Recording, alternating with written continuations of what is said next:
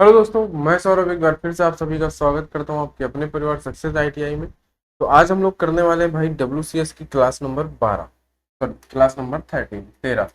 पिछली क्लास जो थी हमारी वो क्लास नंबर 12 थी। अगर आपने अभी तक वो क्लासेस नहीं देखी हैं तो आप चैनल के प्लेलिस्ट पे जाइएगा, वहां पे आपको सारी क्लासेस मिल जाएंगी। प्लेलिस्ट बनी हुई है पूरी की पूरी प्रॉपर एकदम फ्री ऑफ कॉस्ट सारी क्लासेस है, तो आप जाके वहां पे देख सकते हैं, कोई दिक्कत वाली बात नहीं।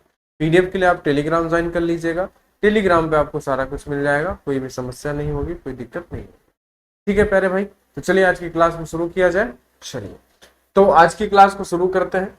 तो पिछली क्लास में हम लोगों ने बात किया था लगभग जो हमारे फिजिकल प्रॉपर्टीज थी उनमें हमारी लगभग 4 प्रॉपर्टीज हो गई थी, है ना। हम लोगों ने बात की थी भौतिक गुण के बारे में। किसके बारे में दोस्त? भौतिक गुण। ठीक है। और भौतिक गुण में हमने लगभग 4 तरीके की प्रॉपर्टीज थी जो हमने देख ली थी। सबसे पहले रंग था, कलर। दूसरा हमने देख लिया था कि उनकी जो है इंटरनल स्ट्रक्चर क्या होता है, आंतरिक संरचना के बारे में हमने बात करी थी, है ना। ठीक है, बताओ। और हमने उसके बाद तीसरा जो हमने बात किया था उनका जो हमारे पास क्या था, गलनीयता। गलनीयता के बारे में हमने बात करी। बोलो, इतनी बात आप समझे कि नहीं? उनकी हमने आंतरिक संरचनाओं की बात करी, है ना। हमने उनकी गलनीयता के बारे में भी बात करी और हमने उनके भार के बारे में भी हमने बात की। इन 4 पॉइंट के बारे में हम लोगों ने पिछली क्लास में बात कर ली है। आज जो हम लोग बात करेंगे वो हमारा 5वां पॉइंट होगा। ठीक है, जिसके बारे में हम लोग अभी यहाँ पे बात करेंगे। ठीक है, चलिए शुरू किया जाए। तो जो 5वां पॉइंट है हमारे पास वो है चालकता। 5वां पॉइंट हमारे पास क्या है?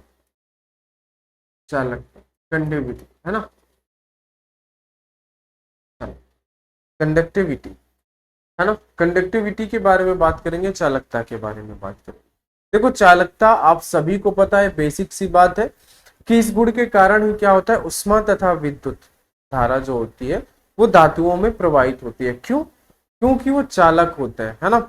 जिन धातुओं में उष्मा तथा उष्मा तथा विद्युत एक सिरे से दूसरे सिरे तक जाती है वो क्या कहलाते हैं? वो अच्छे चालक कहलाते हैं। जिनमें उष्मा जो है एक सिरे से दूसरे सिरे तक नहीं पहुंच पाती वो उष्मा के चालक नहीं होते हैं। तो इसमें हम लोग बात करते हैं चालकता के बारे में कि कंडक्टिविटी क्या होती है, चालकता क्या होती है।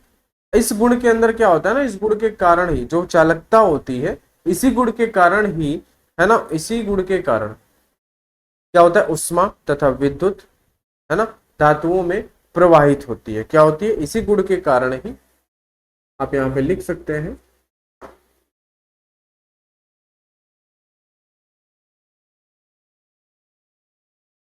कि गुण के कारण इस गुण के कारण धातुओं में उष्मा व विद्युत उष्मा व विद्युत उष्मा व विद्युत प्रवाहित होती है ना। इसी गुण के कारण क्या होता है, उष्मा व विद्युत प्रवाहित होती है ना। तो प्यारे भाई, जब क्या होता है कि जिन धातुओं में उष्मा तथा विद्युत एक सिरे से दूसरे सिरे तक, है ना, जाती है, क्या होती है, एक सिरे से दूसरे सिरे तक जाती है, तो वो क्या होते हैं कि उष्मा कह लें या हम विद्युत कह लें, इनके क्या होते हैं, अच्छे चालक होते हैं। तो क्या कहलाते हैं? अच्छे चालक कहलाते हैं। ठीक है, तो दूसरा भी पॉइंट हम लिख लेंगे, क्या?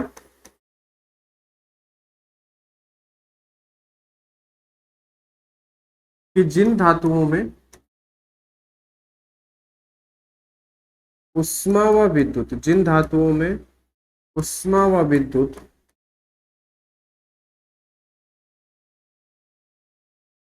एक सिरे से दूसरे सिरे तक, है ना, उष्मा व विद्युत एक सिरे से दूसरे सिरे तक जाती है, वो क्या कहलाते हैं? वो अच्छे चालक कहलाते हैं। क्या कहलाते हैं दोस्त? वह अच्छे चालक कहलाते हैं। ठीक है दोस्त, क्या कहलाते हैं? अच्छे चालक कहलाते हैं। देखो, मैं बहुत आपके बुक में है ना काफी बड़ी बड़ी डिफिनीशन दी गई हैं, उनसे मैं काम की चीजें जो है आपके लिए बता रहा हूँ, है ना। तो इनका आप नोट्स बना लीजिएगा, ये पीडीएफ आपको टेलीग्राम पे मिल जाएगा, तो वहां पे जाके आप इन पीडीएफ को ले सकते हैं। ठीक है, समझ गए? बताओ। जैसे कि मैं बात करूं कि भाई हो गया आपका तांबा, एल्यूमिनियम, लोहा आदि की चालकता क्या होती है, अधिक होती है। जैसे मैं बात करूं लकड़ी, रबड़, बेकेलाइट, इनमें चालकता नहीं होती है ना। तो आप एग्जाम्पल में क्या लिखेंगे कि एग्जाम्पल में आप लिखेंगे तांबा और क्या, एल्यूमिनियम, तांबा हो गया, एल्यूमिनियम हो गया, इसके साथ साथ में लोहा आदि। ठीक है, और भी कई सारी धातुएं होती हैं जो उष्मा की अच्छी चालक। तो ये हमने बात कर ली चालकता। ठीक है, अब हमारा इसका जो है भौतिक गुण में यानी फिजिकल प्रॉपर्टीज में एक आखिरी बचता है जिसे हम कहते हैं मैग्नेटिज्म यानी कि चुंबकत्व। तो अभी हम बात करेंगे चुंबकत्व के बारे में। किसके बारे में? चुंबकत्व के बारे में बात कर लेते हैं। छठे नंबर पर हमारे पास क्या है दोस्त? चुंबकत्व। ठीक है प्यारे भाई, तो छठे नंबर पे हम लोग बात करेंगे चुंबकत्व यानी कि मैग्नेटिज्म के बारे में, चुंबकत्व के बारे में।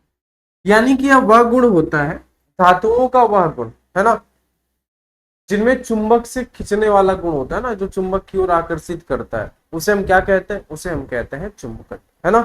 तो चुंबक से खींचने वाली, है ना, या चुंबक से खींचने वाला गुण जिन धातुओं में पाया जाता है वे लौह धातुएं चुंबकीय होती हैं। आप सिंपल सा लिख सकते हैं, क्या लिख सकते हैं, है ना, कि चुंबक की ओर खींचने का गुण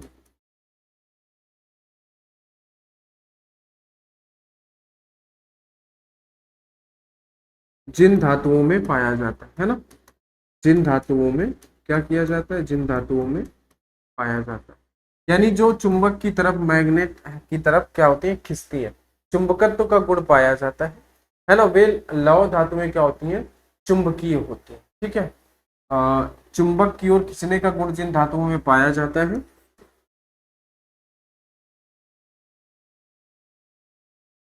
वे लौह धातुएं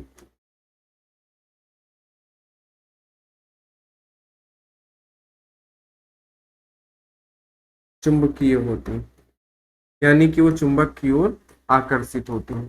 वे लौह धातुएं कैसी होती हैं? वे लौह धातुएं मेरे प्यारे भाई चुंबकीय होती हैं। समझ गए? आप कह सकते हैं कि जैसे हमारे पास लोहा है ना, क्या है, लगभग सभी लौह धातुएं होती हैं जो क्या होती हैं, चुंबक की ओर खींचती हैं, सिर्फ स्टेनलेस स्टील को छोड़कर, है ना। स्टेनलेस स्टील को छोड़कर सभी लौह धातुएं क्या होती हैं, चुंबक की ओर खींचती हैं। तो मैं एग्जांपल में लिख देता हूं कि स्टेनलेस स्टील को छोड़कर, स्टेनलेस स्टील को छोड़कर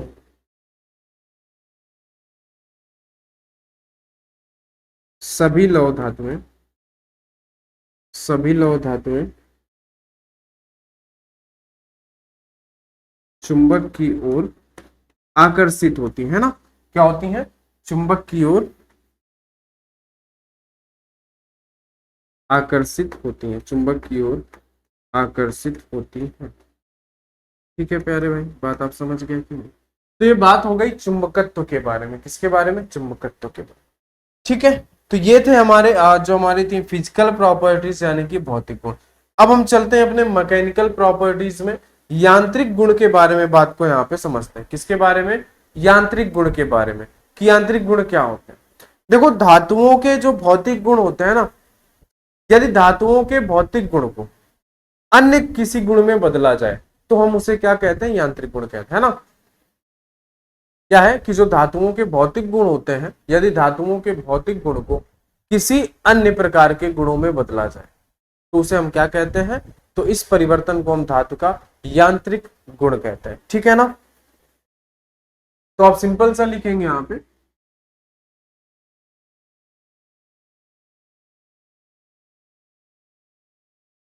कि धातुओं के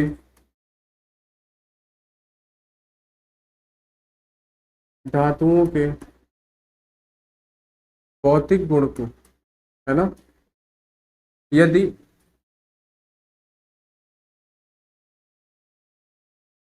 अन्य किसी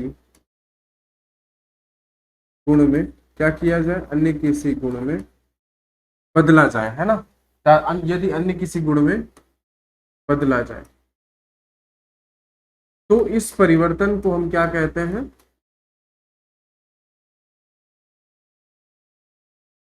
तो इस परिवर्तन को यांत्रिक गुण कहते हैं ना। क्या कहते हैं दोस्त, तो इस हम परिवर्तन को क्या कहते हैं, यांत्रिक गुण कहते हैं। तो इस परिवर्तन को यांत्रिक गुण, समझ गए। ये बात हो गई यांत्रिक गुण के बारे में। यांत्रिक गुण भी हमारे कई प्रकार के होते हैं, तो अब इनके बारे में बात कर लेते हैं, यांत्रिक गुण के बारे में। ठीक है, यांत्रिक गुण जो होते हैं आपके, यांत्रिक गुण निम्न प्रकार के होते हैं। क्या होते हैं, यांत्रिक गुण जो होते हैं वो निम्न प्रकार के होते हैं। कौन कौन से होते हैं, अब इनके बारे में बात करते हैं। तो सबसे पहले जो हमारे पास यहाँ पे गुण आएगा वो कौन सा आएगा प्यारे भाई, है ना। भाई यांत्रिक गुण की डिफिनीशन तो मैंने आपको बता दी। सबसे पहले जो हमारे पास आएगा गुण वो आएगा सामर्थ्य, यानी कि स्ट्रेंथ। क्या आएगा, सबसे पहले हमारे पास जो आया वो आया सामर्थ्य, यानी कि जिसे आप कहते हैं स्ट्रेंथ, है ना, स्ट्रेंथ का गुण। सामर्थ्य का गुण हमारे सामने सबसे पहले निकल के आया, स्ट्रेंथ का गुण। ठीक है,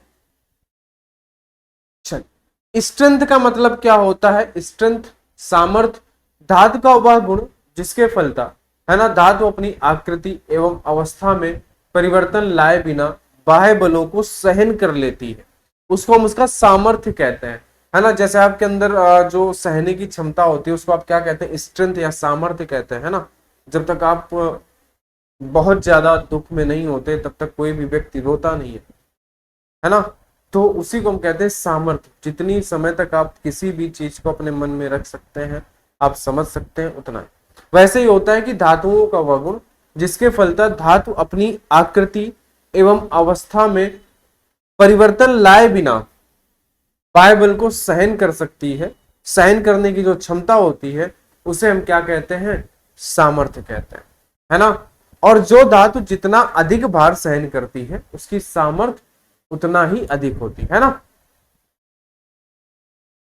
समझ गए। धातुओं का वह गुण जिसके फलता अपनी आकृति, है ना, जिसके फलता धातु अपनी आकृति एवं अवस्था में परिवर्तन लाए बिना बाह्य बलों को सहन करती, उसी को हम क्या कहते हैं, सामर्थ्य कहते हैं। ठीक है, तो आप सिंपल से यहां लिख लेंगे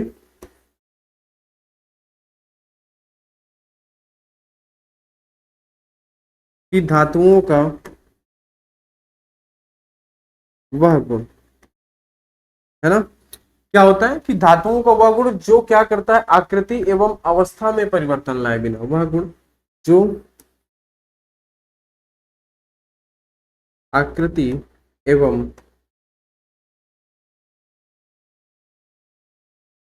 अवस्था में, आकृति एवं अवस्था में परिवर्तन लाए बिना, है ना, परिवर्तन लाए बिना बाह्य बलों को सहन करती है। क्या करती है दोस्त, बाह्य बलों को सहन करती है, बाह्य बलों को सहन करती है ना, उसे हम क्या कहते हैं,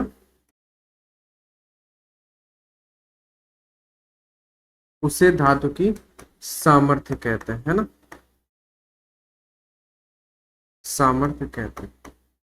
जो भी धातु जितना अधिक बल सहन करती है, जितना अधिक भार सहन करती है ना, जो धातु जितना अधिक भार सहन करती है वह उतना ही अधिक सामर्थ्यवान होती है ना। तो आप अगर यहाँ पे लिखना चाहें तो यहाँ पे आप लिख सकते हैं एक सिंपल सा पॉइंट लगा के कि जो धातु जितना अधिक, जो धातु जितना अधिक भार सहन करती है, जो धातु जितना अधिक भार सहन करती है ना, वह उतना अधिक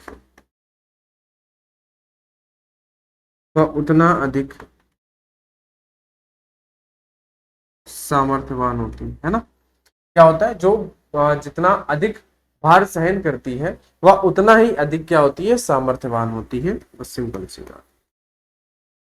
तो ये हो गई इसकी स्ट्रेंथ के बारे में, धातुओं की जो स्ट्रेंथ के बारे में बात थी वो मैंने आपको बताया ना। थोड़ा टेढ़ा मेढ़ा लिख जा रहा है भाई, समझना उस बात को। तो ये तो पहली प्रॉपर्टीज हमने पढ़ ली, स्ट्रेंथ यानी कि सामर्थ्य के बारे में हमने क्या कर लिया, यहाँ पे बात कर ली। दूसरा हमारे पास आता है दोस्त, सामर्थ्य के बाद जो आता है इलास्टिसिटी, जिसे हम कहते हैं प्रत्यास्थता, है ना। इलास्टिसिटी जो हमारे पास होती है, इलास्टिसिटी जो होती है हमारे पास, जो प्रत्यास्था होती है उसके बारे में बात करते हैं, प्रत्यास्था के बारे में, है ना। तो सेकंड नंबर पे हमारे पास क्या है दोस्त, सेकंड नंबर पर है हमारे पास प्रत्यास्था, है ना, इलास्टिसिटी, इसके बारे में हम बात करते हैं प्रत्यास्था के बाद। देखो प्रत्यास्था का मतलब है, इलास्टिसिटी का मतलब है किसी वस्तु को खींचना।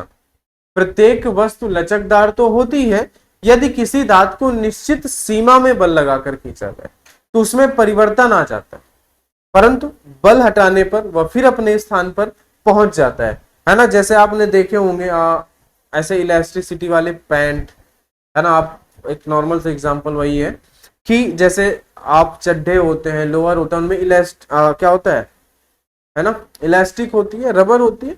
जब उसको आप खींचते हैं तो वो फैल जाता है, लेकिन जैसे आप छोड़ते हैं तो फिर अपनी साइज पे पहुंच जाता है ना। तो देखो प्रत्येक धातु तो लचकदार होती है ना, लेकिन अगर आप उसी जो आपने बल लगाया, अगर एक निश्चित सीमा उसकी होती है ना कि भाई इतना खींच सकते हो, उससे ज्यादा अगर आप खींच दोगे तो क्या हो जाएगा, टूट जाएगा। भाई रबड़ भी टूट जाती है, वो भी टूट जाएगा, उसमें क्या है, कोई दिक्कत है क्या, टूट जाएगा। आप अगर ज्यादा खींच दोगे लिमिट से ज्यादा तो टूट ही जाएगा, उसमें क्या है, कोई दिक्कत नहीं है।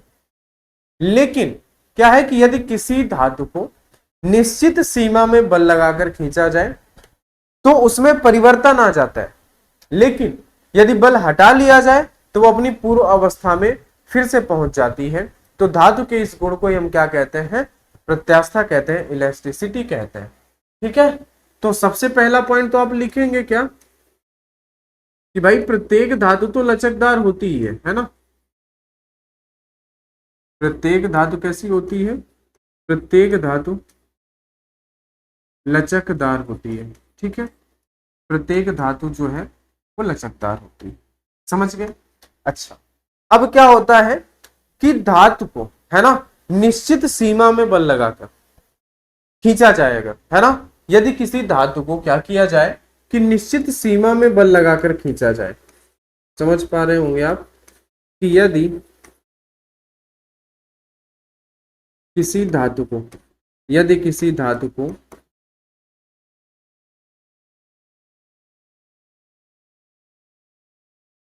निश्चित सीमा में बल लगाकर, यदि किसी धातु को निश्चित सीमा में बल लगाकर खींचा जाए, है ना, तो उसके आकृति में परिवर्तन आ जाता है। तो उसके आकृति में क्या हो जाता है, तो उसके आकृति में परिवर्तन आ जाता है ना। यानी कि उसका जो आकार है वो बदल जाता है। इतनी सी बात आप समझेंगे, उसकी आकृति में क्या हो जाता है, परिवर्तन आ जाता है ना। लेकिन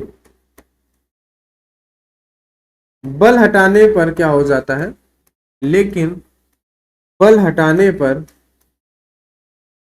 वह अपने पूर्व आकार में चली जाती है ना, वह अपने पूर्व आकार कह लें या पूर्व अवस्था कह लें, है ना, पूर्व आकार या पूर्व अवस्था में चली जाती है, पूर्व अवस्था में चली जाती है ना। तो आप कहेंगे कि धातु का यह गुण क्या कहलाता है, धातु का यह गुण प्रत्यास्था कहलाता है। क्या कहलाता है कि धातु का यह गुण प्रत्यास्था कहलाता है। समझ पा रहे होंगे आप, धातु का यह गुण क्या कहलाता है? प्रत्यास्था कहलाता है। समझ गए बात को? क्या कहलाएगा? प्रत्यास्था कहलाता है। सिंपल सी बात। धातु का यह गुण क्या कहलाता है दोस्त? प्रत्यास्था कहलाता है। ठीक है, और लगभग या सभी धातुओं में पाया जाता है, कोई ऐसी दिक्कत वाली बात नहीं। अब हम लोग बात करते हैं सुघट्यता के बारे में, है ना, प्लास्टिसिटी के बारे में। किसके बारे में? सुघट्यता के बारे में। तो अगला जो हमारा पॉइंट है, जो हमारा तीसरा पॉइंट है, वो है हमारा सुघट्यता। ठीक है, अभी हम लोग यहां पे बात करेंगे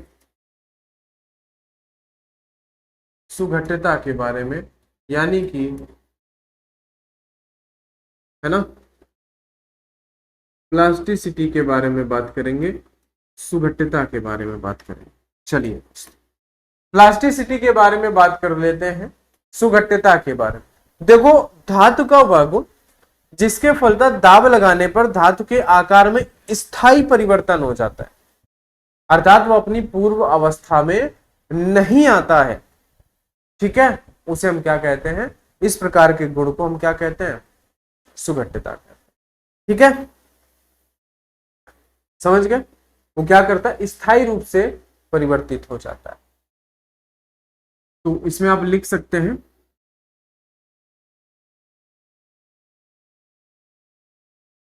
कि धातु का वह गुण, कौन सा गुण? धातु का वह गुण जिसमें बल लगाने पर, है ना, धातु का वह गुण जिसके फलतः दाब लगाने पर, है ना, दाब लगाने पर धातु के आकार में स्थायी परिवर्तन हो जाता है। क्या हो जाता है? धातु का वह गुण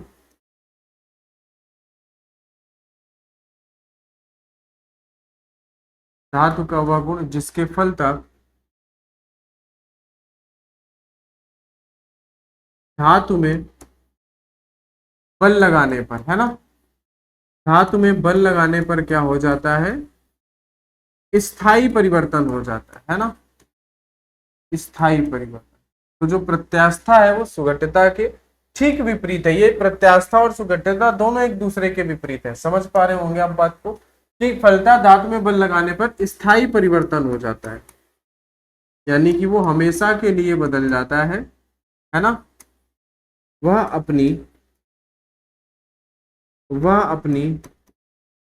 पूर्व अवस्था में वह अपनी पूर्व अवस्था में नहीं आती, पूर्व अवस्था में नहीं आती है। तो धातु का यह गुण क्या कहलाता है? सुघट्यता कहलाता है। धातु का यह गुण क्या कहलाता है दोस्त? सुघट्यता कहलाता है ना, सुघट्यता कहलाता है। धातु का यह गुण क्या कहलाता है? सुघट्यता कहलाता है।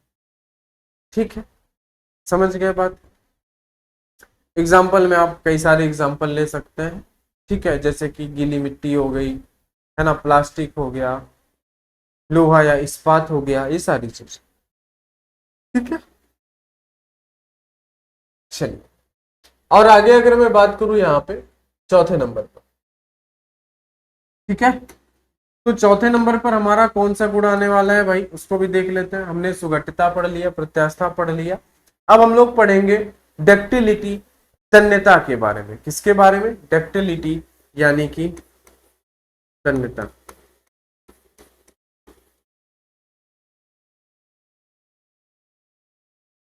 डक्टिलिटी यानी कि हम बात करेंगे तन्यता के बारे में। ठीक है, आइए सर तन्यता के बारे में बात करते हैं कि धातु का वह गुण होता है जिसके कारण इसे खींचकर लंबा किया जाता है। क्या किया जाता है? क्या किया जाता है दोस्त? धातु को खींचकर लंबा किया जाता है ना। लंबाई में बल लगाने पर धातु टूटे बिना लंबी हो जाती है। इस गुण के कारण धातु के तार बनाए जाते हैं, जिसे हम क्या कहते हैं, जैसे कि तन्यता का गुण ना सबसे ज्यादा किसमें पाया जाता है? सोने में। 1 ग्राम सोने से आप 2 किलोमीटर लंबा तार बना सकते हैं, ऐसा कहा जाता है। भाई मैंने तो नहीं प्रैक्टिकल किया, ऐसा लोग कहते हैं, ऐसा कहा जाता है कि 1 ग्राम सोने से आप 2 किलोमीटर लंबा तार बना सकते हैं। इसका मतलब उसमें तन्यता का गुण अधिक पाया जाता है ना। धातु का वह गुण जिसके कारण इसे खींचकर लंबा किया जा सकता है तन्यता कहलाता है। सिंपल सी बात।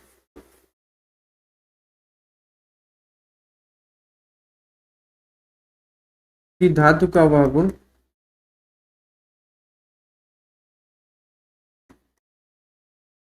जिसके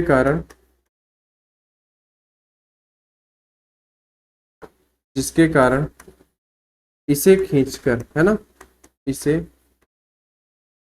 खींचकर लंबा किया जाता है, इसे खींचकर लंबा किया जाता है।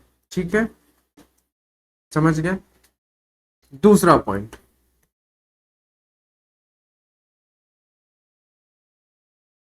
धातुओं में, है ना, इसी गुण के कारण, ऐसा लिखते हैं, इसी गुण के कारण, है ना, धातुओं को खींचकर तार बनाए जाते हैं। क्या किए जाते हैं कि धातुओं को खींचकर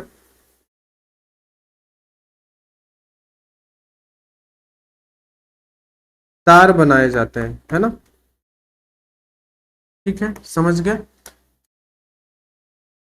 आप यहां पे सिंपल सा लिख सकते हैं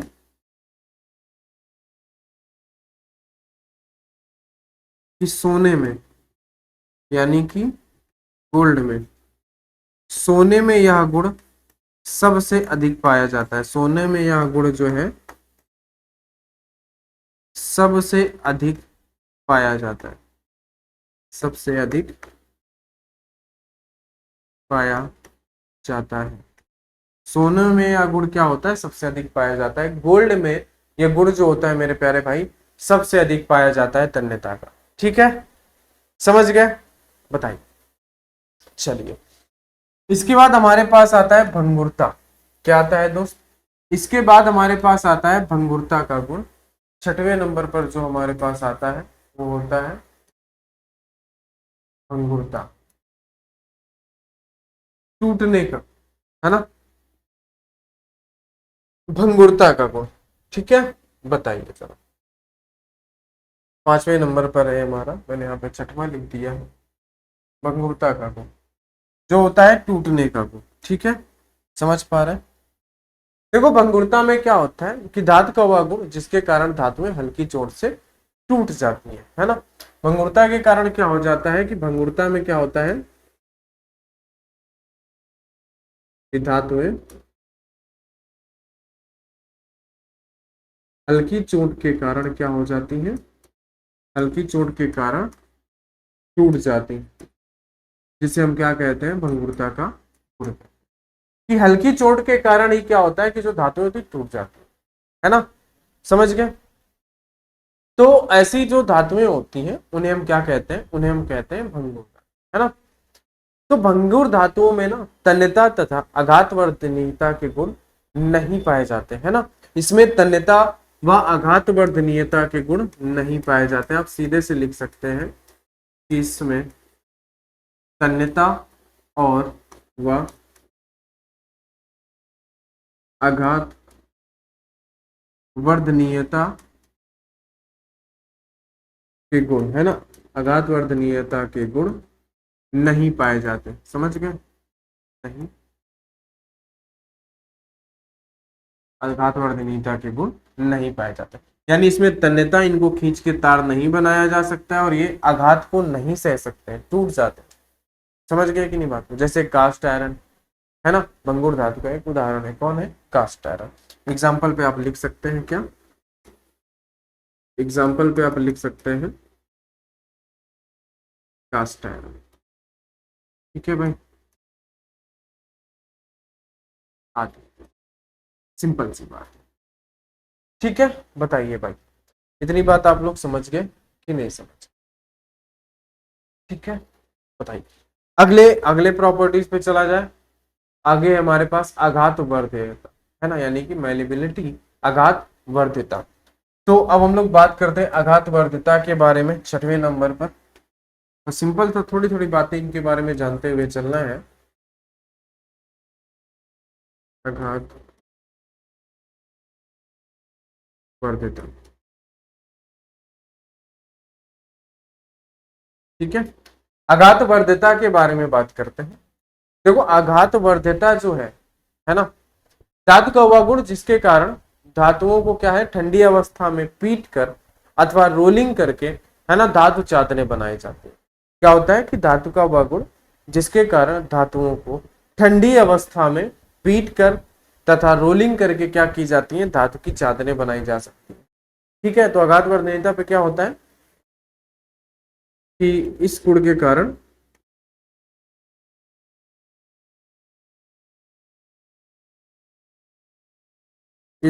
कारण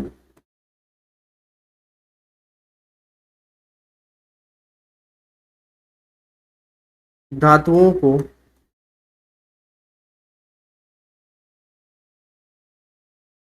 ठंडी अवस्था में पीट कर व रोलिंग करके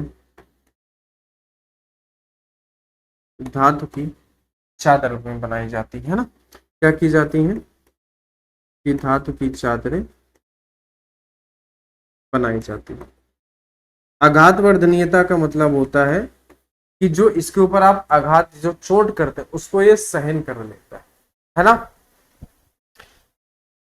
समझ गए बात को? क्या है कि ये चोट को सहन कर लेता है, टूटता नहीं है ना। या तो यहां पे मैं लिख देता हूं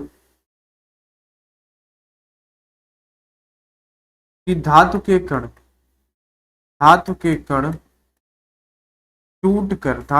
टूटकर अलग नहीं होते हैं, धातु के कण टूटकर अलग नहीं होते हैं। ठीक है भाई, धातु के कण टूटकर अलग नहीं होते, ये बात हो गई यहां तक। तो आज की क्लास को हम लोग इतना ही रखते हैं, आधे घंटे हमारे हो चुके हैं। ठीक है, थोड़ा थोड़ा करके हम इसको पढ़ते जाएंगे, आप इसको लिखते जाइएगा और इन बातों को याद करते जाइएगा। बस मैं इसीलिए थोड़ी थोड़ी बातें पढ़ा रहा हूं ताकि आप इनको याद करते जाएं, आप इस बात को समझते जाएं। ठीक है, और हमारी क्लास को अपने दोस्तों को भी शेयर कर दें ताकि वो भी इस बात का फायदा उठा सकें, और आप भी क्लास को लाइक कर दीजिएगा, चैनल को दोस्त सब्सक्राइब कर दीजिएगा। तो आगे मिलते हैं नेक्स्ट क्लास में इसी नई एनर्जी के साथ। तो चलिए दोस्त, आज की क्लास में इतना ही रखते हैं, आगे मिलते हैं नेक्स्ट क्लास में। तब तक के लिए आप सभी को बहुत बहुत धन्यवाद।